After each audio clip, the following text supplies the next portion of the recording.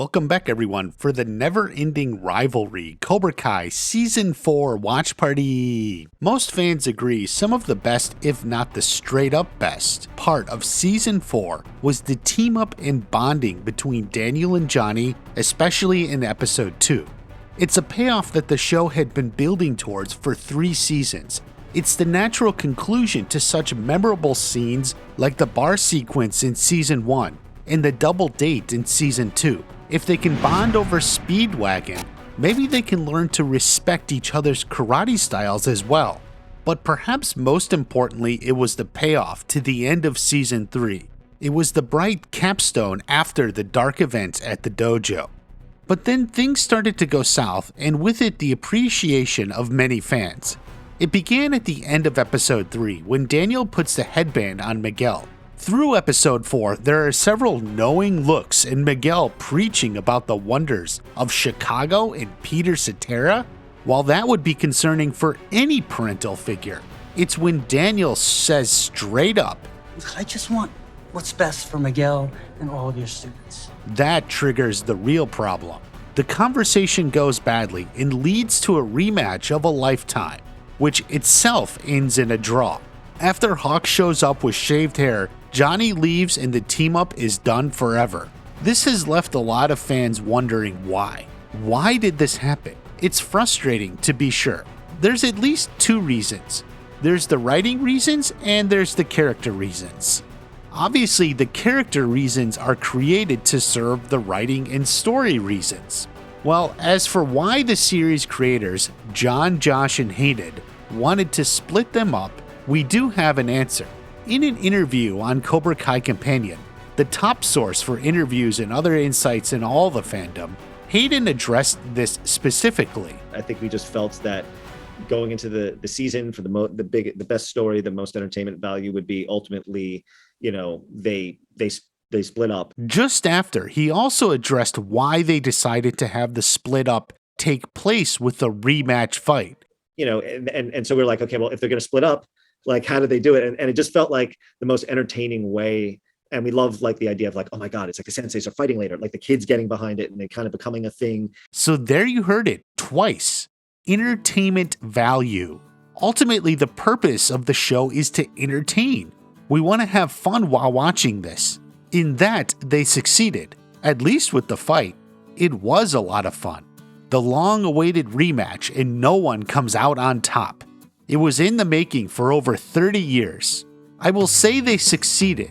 I really enjoyed Season 4 and have said it's the second best after Season 1. It is very entertaining. I enjoyed all of it for sure. I have also enjoyed it on every rewatch. But enjoying it even while rewatching isn't the only issue. A movie franchise with multiple films or a TV series with many seasons, just like this, has a lot more going on. A story moment can happen that can ret-kill a great moment from a prior season. That is what happens here.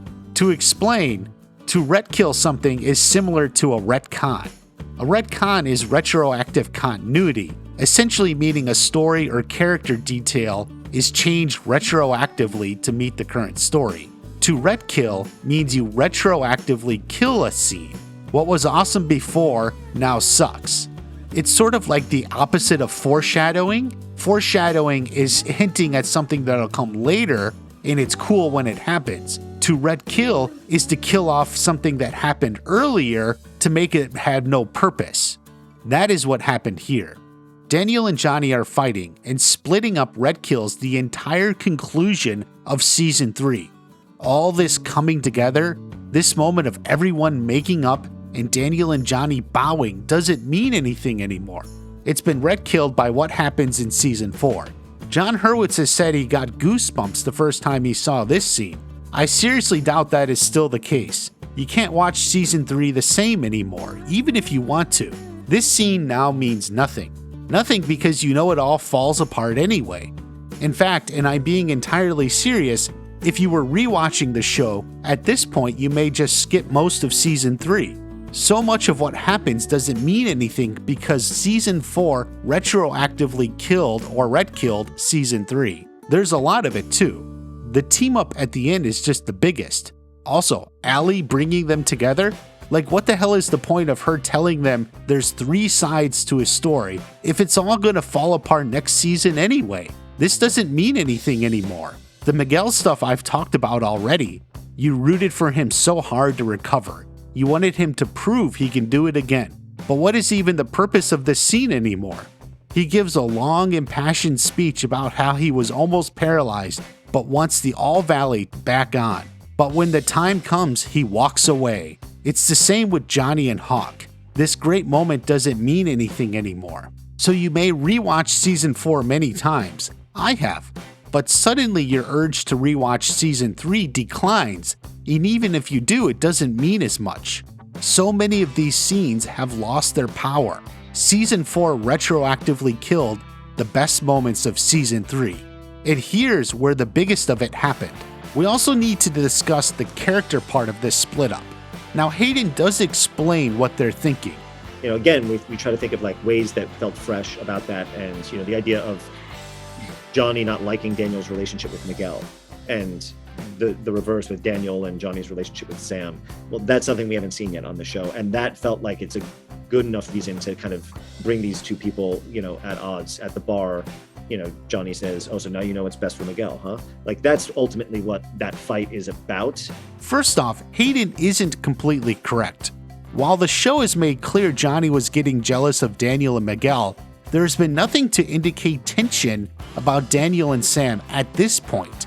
That all comes after this scene.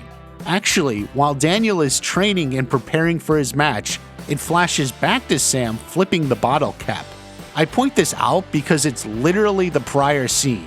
In a series full of flashbacks, this one takes the record for shortest time interval between the moment and the flashback. Literally one scene earlier. It's the sort of thing you see as a joke in Family Guy or some other sitcom. Why? Because no one has a flashback to one scene earlier unless they were being ridiculous and meant it to be funny. But here we are. But all that aside, the character implications are confusing at best. Johnny doesn't like the way Miguel is now acting. Daniel feels the same about Sam. So they fight to take control of teaching?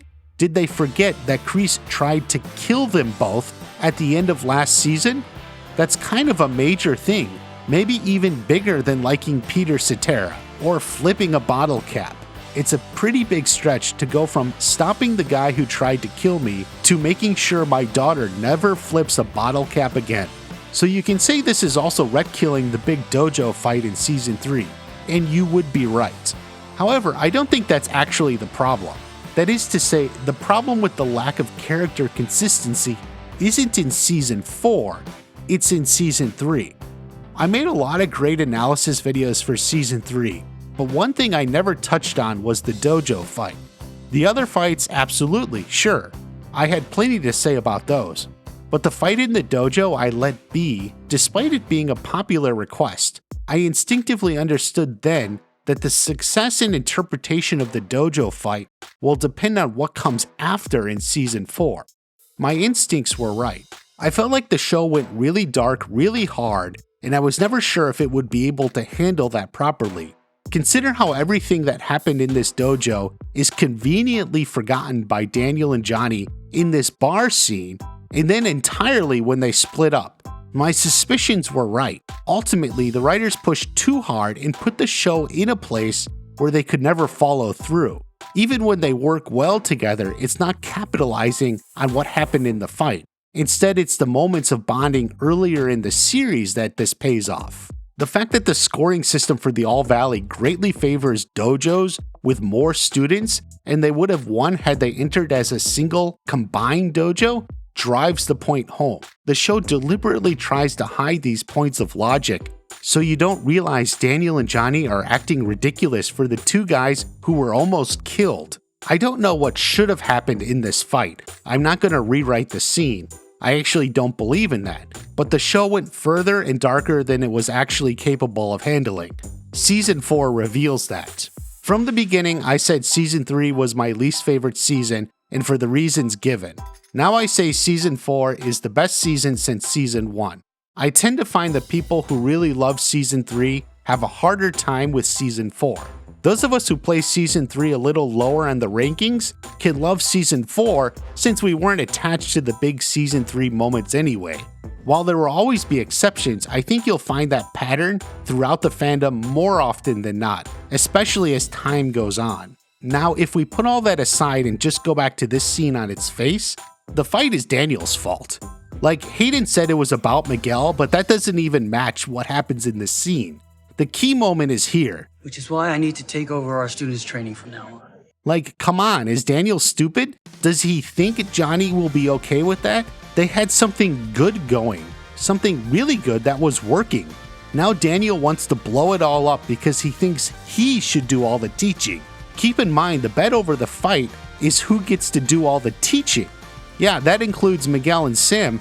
It's based on the idea that Daniel thinks his style is the only way to beat Cobra Kai. Johnny thinks the same. So in conclusion, if Daniel wasn't so self-righteous, the split up wouldn't have happened. He caused it alone.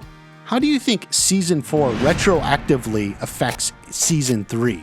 Does it kill a lot of it, or does it actually work for you? Leave a comment and let me know. Be sure you're subscribed, and I'll see you at the next watch party.